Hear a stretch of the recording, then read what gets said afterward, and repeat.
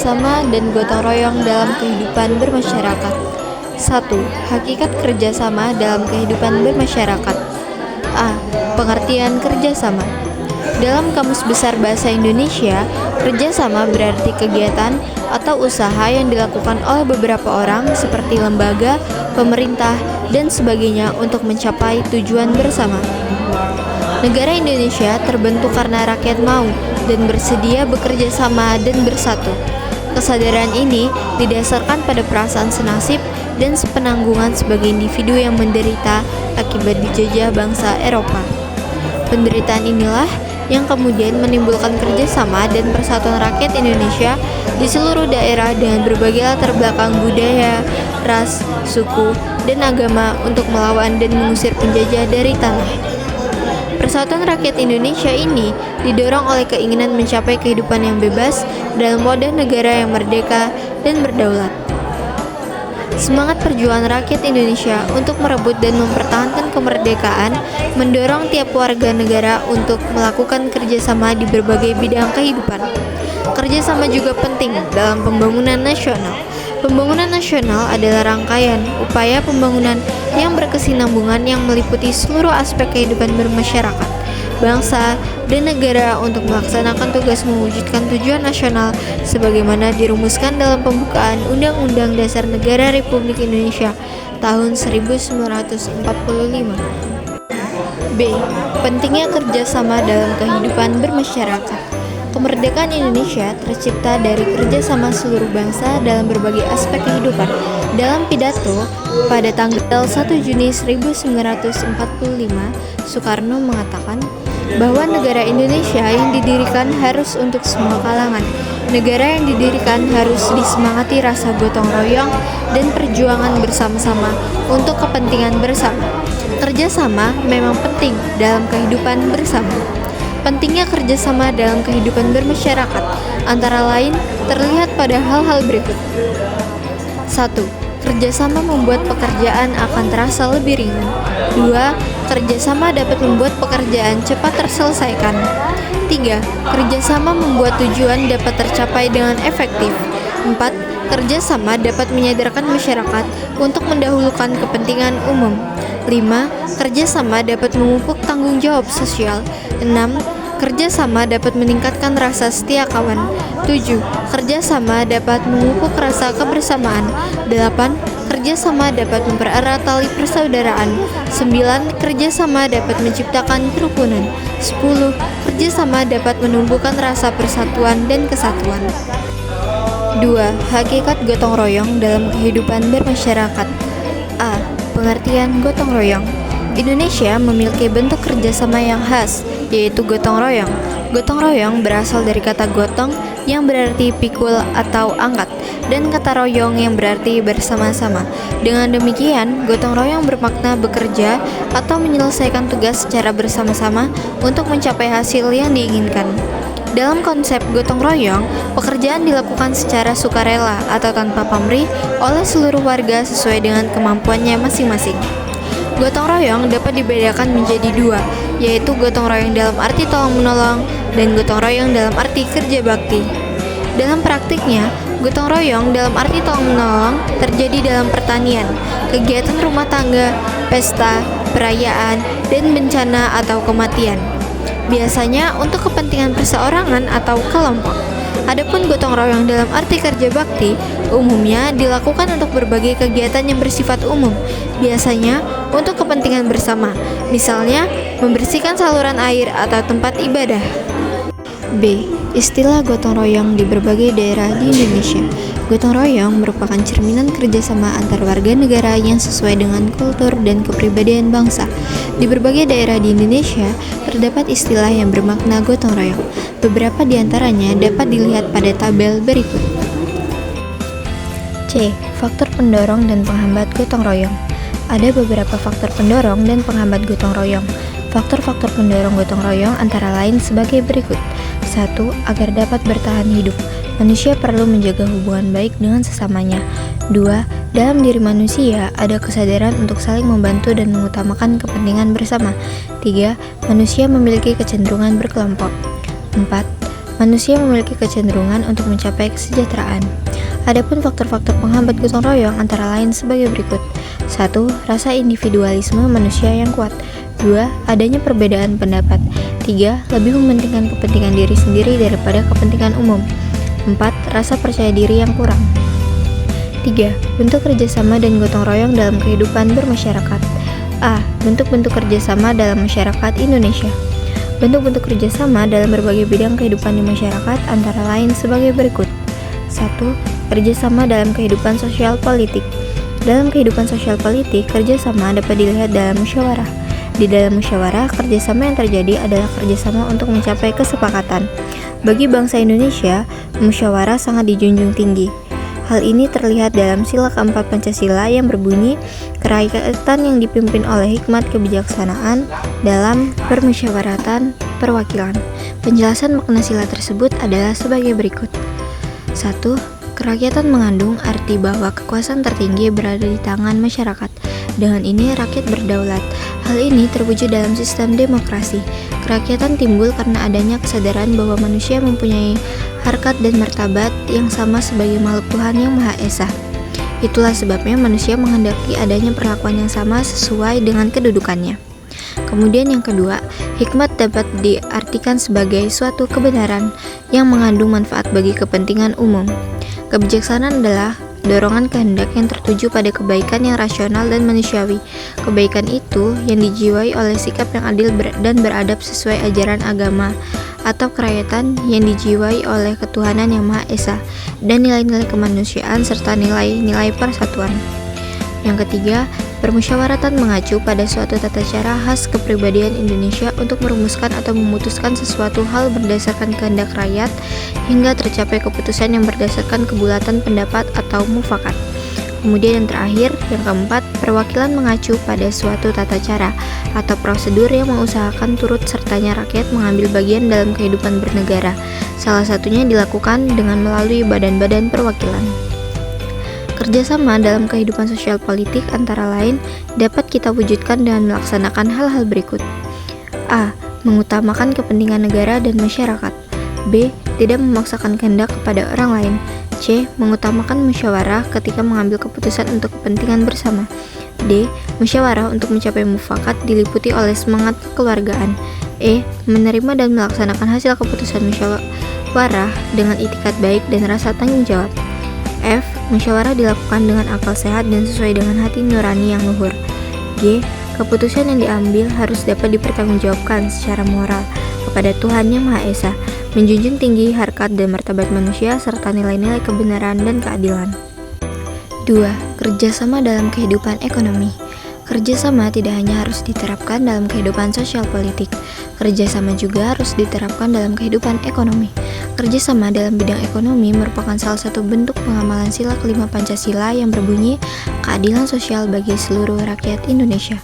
Salah satu bentuk pengamalan sila ini adalah mengembangkan perbuatan-perbuatan yang luhur dan mencerminkan sikap dan suasana kekeluargaan dan kegotong royongan. Kerjasama dalam bidang ekonomi sesuai dengan Pasal 33 Ayat 1 Undang-Undang Dasar Negara Republik Indonesia tahun 1945 yang berbunyi, perekonomian disusun sebagai usaha bersama berdasarkan asas kekeluargaan. Usaha bersama mengacu pada wujud paham mutualisme, yakni suatu kehendak untuk senantiasa mengutamakan semangat bekerja sama dalam kegotong royongan. Asas kekeluargaan menunjukkan adanya tanggung jawab bersama untuk menjamin kepentingan bersama, kemajuan bersama dan kemakmuran bersama yang mengutamakan kerukunan dan solidaritas. Wujud usaha bersama berdasar asas kekeluargaan dalam membangun perekonomian Indonesia yang sesuai. Pasal 33 Undang-Undang Dasar Negara Republik Indonesia tahun 1945 adalah koperasi. Muhammad Hatta mengatakan, koperasi adalah usaha bersama untuk memperbaiki nasib penghidupan ekonomi berdasarkan tolong-menolong. Semangat tolong-menolong tersebut didorong oleh keinginan memberi jasa kepada kawan berdasarkan seorang buat semua dan semua buat seorang. Menurut Undang-Undang Dasar Republik Indonesia Nomor 25 Tahun 1992 tentang Perkoperasian. Koperasi baik sebagai gerakan ekonomi rakyat maupun sebagai badan usaha berperan serta untuk mewujudkan masyarakat yang maju, adil, dan makmur berdasarkan Pancasila dan Undang-Undang Dasar Negara Republik Indonesia tahun 1945 dalam tata perekonomian nasional yang disusun sebagai usaha bersama berdasarkan atas asas kekeluargaan dan demokrasi ekonomi. Kemakmuran seluruh rakyat Indonesia yang merata dan berkeadilan merupakan tujuan pembangunan nasional Negara Kesatuan Republik Indonesia. Untuk mencapai tujuan ini perlu pendanaan besar yang bersumber utama dari penerimaan pajak. Menurut Undang-Undang Republik Indonesia Nomor 28 Tahun 2007 tentang Ketentuan Umum dan Tata Cara Perpajakan, pajak adalah kontribusi wajib kepada negara yang terhutang oleh orang pribadi atau badan yang bersifat memaksa berdasarkan undang-undang, dengan tidak mendapatkan imbalan secara langsung dan digunakan untuk keperluan negara bagi sebesar-besarnya kemakmuran rakyat. Terkait hal ini, Pasal 23A Undang-Undang Dasar Negara Republik Indonesia tahun 1945 mengatakan bahwa pajak dan pungutan lain yang bersifat memaksa untuk keperluan negara diatur dengan undang-undang. Perpajakan adalah wujud partisipasi dan kontribusi real rakyat kepada negara. Kerelaan rakyat membayar pajak merupakan upaya nyata keterlibatan rakyat dalam pembangunan. Pembangunan yang dibiayai oleh pajak pada hakikatnya diperuntukkan bagi kepentingan seluruh rakyat Indonesia. Perpajakan dapat dianggap sebagai kerjasama dalam membangun bangsa dan negara.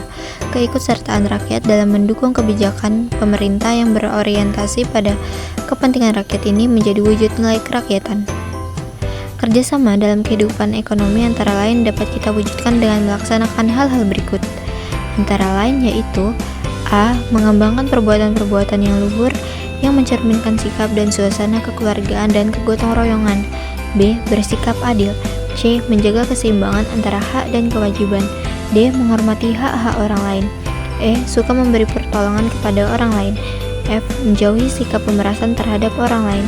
G. Tidak bersifat boros. H. Tidak bergaya hidup mewah. I. Tidak melakukan perbuatan yang merugikan kepentingan umum. J. Suka bekerja keras. K. Menghargai hasil karya orang lain.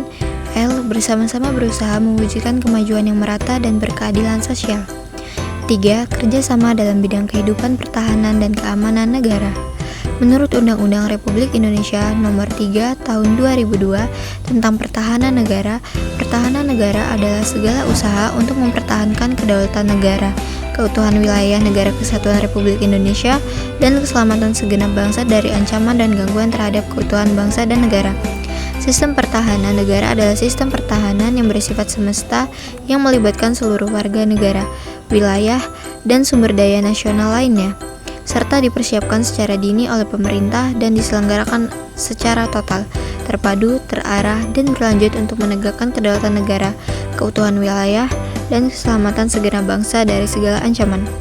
Keikutsertaan seluruh warga negara dalam bidang pertahanan dan keamanan diatur dalam Pasal 30 Undang-Undang Dasar Negara Republik Indonesia tahun 1945 yang bunyinya sebagai berikut. Pasal 30.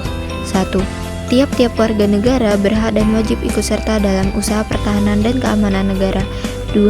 Usaha pertahanan dan keamanan negara dilaksanakan melalui sistem pertahanan dan keamanan rakyat semesta oleh Tentara Nasional Indonesia dan Kepolisian Negara Republik Indonesia sebagai kekuatan utama dan rakyat sebagai kekuatan pendukung. 3. Tentara Nasional Indonesia terdiri atas Angkatan Darat, Angkatan Laut, dan Angkatan Udara sebagai alat negara bertugas mempertahankan, melindungi, dan memelihara keutuhan dan kedaulatan negara. 4. Kepolisian Negara Republik Indonesia sebagai alat negara yang menjaga keamanan dan ketertiban masyarakat yang bertugas melindungi, mengayomi, melayani masyarakat, serta menegakkan hukum. 5.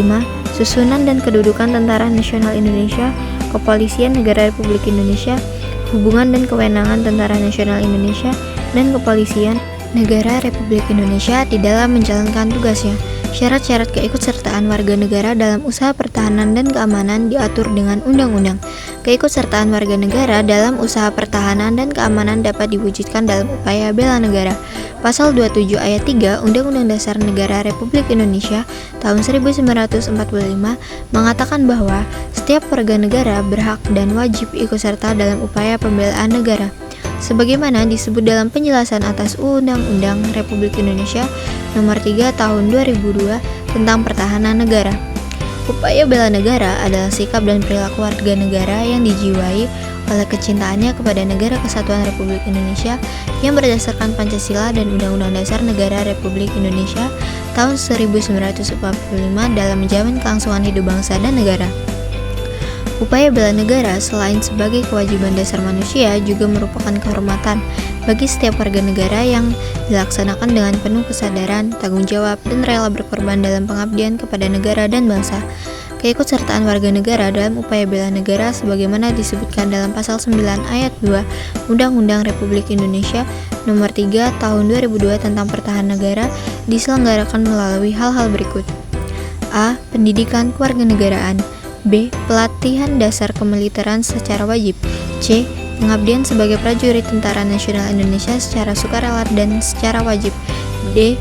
Pengabdian sesuai dengan profesi. Dari uraian tersebut, tampak bahwa dalam bidang kehidupan pertahanan dan keamanan negara, kerjasama antar warga negara adalah hal penting. Tentu saja dalam kerjasama ini kita harus dapat memperlihatkan nilai-nilai seperti cinta pada tanah air, memiliki kesadaran berbangsa dan bernegara, yakin pada Pancasila sebagai ideologi negara, dan rela berkorban untuk bangsa dan negara, serta memiliki kesiapan psikis dan fisik untuk bela negara. 4. Kerjasama antar umat beragama. Bangsa Indonesia merupakan masyarakat yang majemuk. Kemajemukan itu tidak hanya dapat dilihat dari banyaknya etnis, suku, bahasa, budaya, dan adat istiadat. Kemajemukan itu juga dapat dilihat dari beraneka ragamnya agama. Kemajemukan ini juga dapat terjadi karena negara menjamin hak kebebasan penduduk untuk memeluk agama dan beribadah menurut agama yang dianutnya. Hal ini dapat dilihat dalam pasal 28E ayat 1 dan 2 serta pasal 29 ayat 2 Undang-Undang Dasar Negara Republik Indonesia tahun 1945. Pasal 28E ayat 1 Undang-Undang Dasar Negara Republik Indonesia tahun 1945 menyatakan bahwa setiap orang bebas memeluk agama dan beribadah menurut agamanya. Pasal 28E ayat 2 Undang-Undang Dasar Negara Republik Indonesia tahun 1945 menyatakan bahwa setiap orang berhak atas kebebasan meyakini kepercayaan, menyatakan pikiran dan sikap sesuai dengan hati nuraninya. Sementara itu, Pasal 29 ayat 2 Undang-Undang Dasar Negara Republik Indonesia tahun 1945 menyatakan bahwa negara menjamin kemerdekaan tiap-tiap penduduk untuk memeluk agamanya masing-masing dan untuk beribadah menurut agamanya dan kepercayaannya itu. Kebebasan beragama dan berkeyakinan adalah salah satu hak asasi yang paling mendasar yang dimiliki oleh setiap manusia tanpa terkecuali. Kemajemukan hendaknya dilihat sebagai sesuatu yang dapat memperkaya persatuan. Hal ini dapat terjadi jika kita menjunjung tinggi kerukunan.